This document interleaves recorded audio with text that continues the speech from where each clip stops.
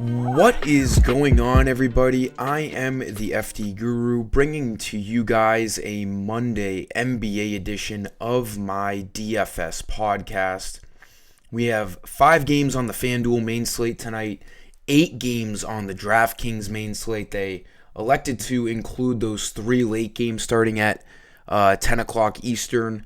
We're going to have a 3-game after-hours slate. Always love when we get an after-hours slate with more than 2 games, makes things more exciting. We have a couple of guys ruled out. Definitely some questionable guys we'll talk about for today's slate that will end up mattering. Give this video a like, subscribe, put my alerts on so you don't miss any future videos. We continue to have an overall, just great stretch. A good weekend for us. Did pretty well in UFC, PGA. Not so great for the whole tournament, but we had a great Sunday on bets. And NBA has been just continuing to have great profitable nights. Looking to continue that into tonight to start our new week here. We got baseball opening day in 10 days. Still have early bird deals for those MLB passes. So message me to take advantage of that because they will not last much longer.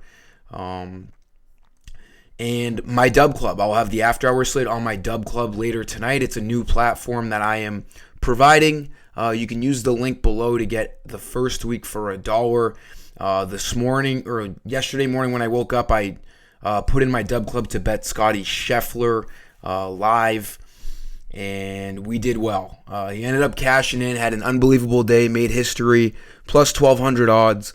50 to win 650, so that was nice.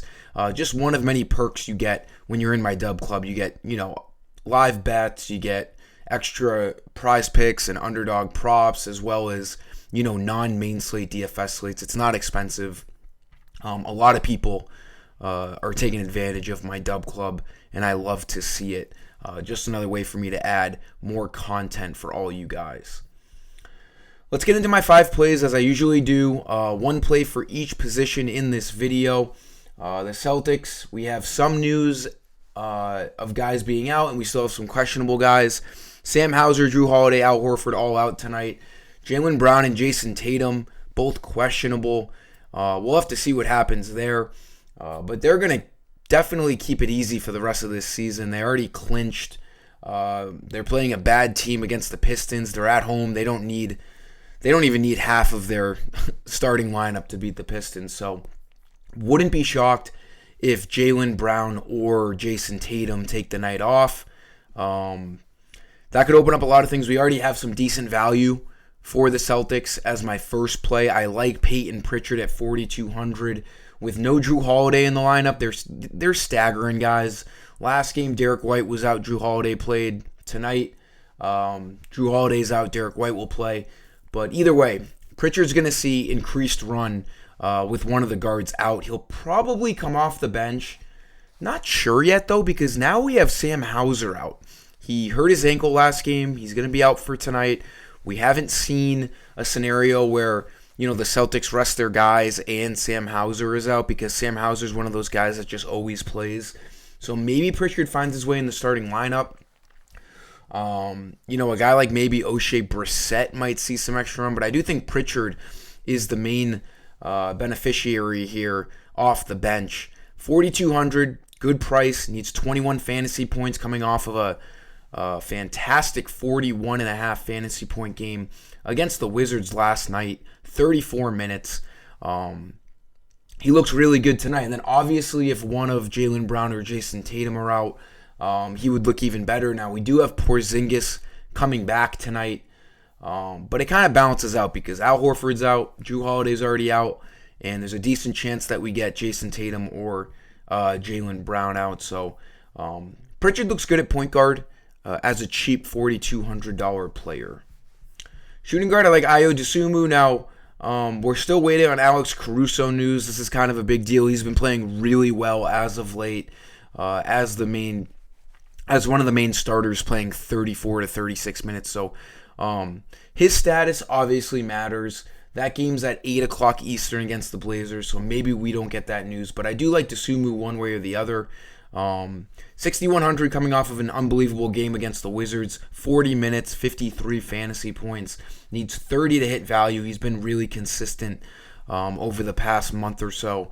So he looks like a pretty safe play. Point guard and shooting guard eligibility. And a pretty good matchup against the Blazers. Bulls are 8.5 point favorites at home here. So hopefully we can hold off on a blowout. Gonna bring up the other questionable guys on tonight's slate. We got Cade Cunningham questionable for the Pistons against the Celtics. He's a big usage guy, so that could matter. Fontecchio is questionable for the Pistons as well. We have nothing to wait on in that first game, which is tough because whenever there's injury news, you always want it to be in that first game of the slate because you get the news before lock. Tonight, unfortunately, this first game has no injury news to be waiting on. We already know that Evan Mobley, Donovan Mitchell, and Max Strus are all out for the Cavs again. Jimmy Butler for the Heat is questionable. Obviously, that matters. We already know Tyler Hero's out, Jovic, Kevin Love.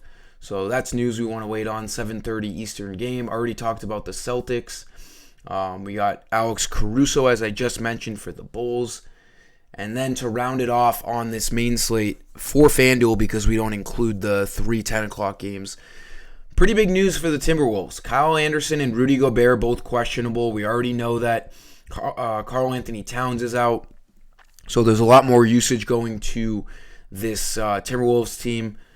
It's going to be tough to, prepare for this because they're a 9 o'clock Eastern game. It's 2 hours after lock. It might make things pretty difficult to predict. So hopefully we just get that news earlier than we should. Sometimes it happens. Rudy Gobert questionable, and then on the other, this is a fairly newer note. He was in uniform at the shoot-around. Okay, so we can lean towards him having a better chance of playing, but we have seen recently a lot of guys going through shoot-arounds still end up missing games. That didn't used to be a thing, but as of the last few weeks, it's been happening a lot. But the fact he was in uniform probably has a much higher chance of playing. And then on the other side in this game, Lauri Markkanen is questionable. He's been out for a really long time. So if he comes back, he might be limited. We'll have to see what happens there. But for shooting guard, I like DeSumo. Small forward, if you can get up there, one of my favorite spend-ups of the night, Anthony Edwards.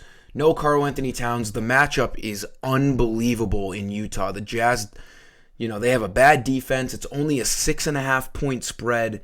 Edwards, we never see him priced at 10-3, anywhere over 10,000. Needs 51 fantasy points to hit value. He's been cooking 4 out of the last 5 games. He's got a 68, a 64, 53.5, 53. This guy has just been absolutely eating, and it's no coincidence that he's doing it in the absence of Karl Anthony Towns. A lot of extra usage. He's a, primary ball handler. You do have Mike Conley, but, he's kind of washed up. Edwards is really the main guy on this offense. Jaden McDaniels, he's like a used napkin out on the court. He does absolutely nothing in terms of usage. So it just all falls under Anthony Edwards and Rudy Gobert. But I do like spending up if you can get there. I'll have to see how this slate ends up developing. And always, it's not that Edwards isn't a good play. It's just, is the slate going to end up being, shaping out where we get a lot of value based off of injury news, or we don't get a lot of value? And, if we get guys like Tatum and Jaylen Brown getting ruled out, it's just going to be that much easier to be getting up to Edwards. So it all depends on how the slate shapes out later on this evening. But as of right now, I will be trying to get Anthony Edwards in my lineups. Shooting guard and small forward positionality. So he looks good. He's projected for 50 fantasy points on the dot, which is a little bit lower than what he needs. He needs 51 to hit value, but not going to overthink that one. He's got 65 upside, so I do like Edwards as a spend up if you can get there. Moving on into my power forward, cheap play, Lauri Markkanen questionable. This could end up hurting Taylor Hendricks, but there's a decent chance Hendricks still starts if Lauri Markkanen comes back. Right now, the projected lineup, if Markkanen plays, is Keontae George, Chris Dunn, Markkanen, Hendricks, Collins. We still have Jordan Clarkson out, so that, opens up an extra spot for these guys to play. I like Hendricks at 4,500. He came back from injury, had a 19-minute restriction in that first game, and then we saw him get unleashed for 33 minutes against the Timberwolves. This Timberwolves defense is a lot different with Karl Anthony Towns off the court. I know they have a great, statistic leading defense in the NBA, but it's just completely different with no Karl Anthony Towns. Hendricks just played the Timberwolves 2 days ago. 15 and 10 for 33.5 fantasy points.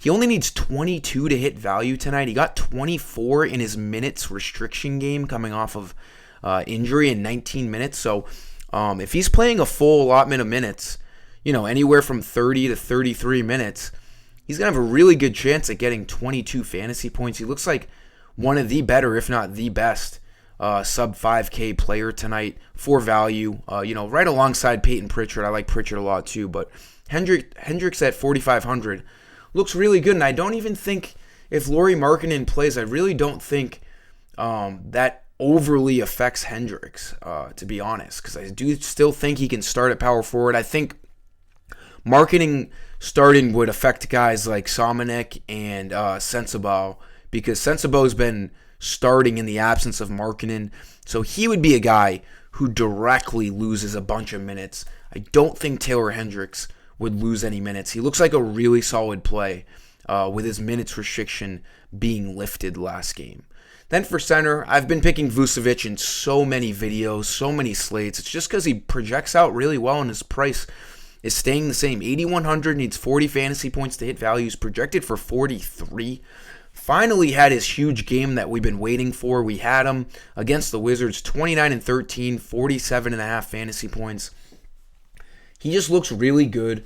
The matchup isn't like unbelievable. DeAndre Ayton is, a pretty good all-around two-way center, but in terms of team matchups, it's a good one.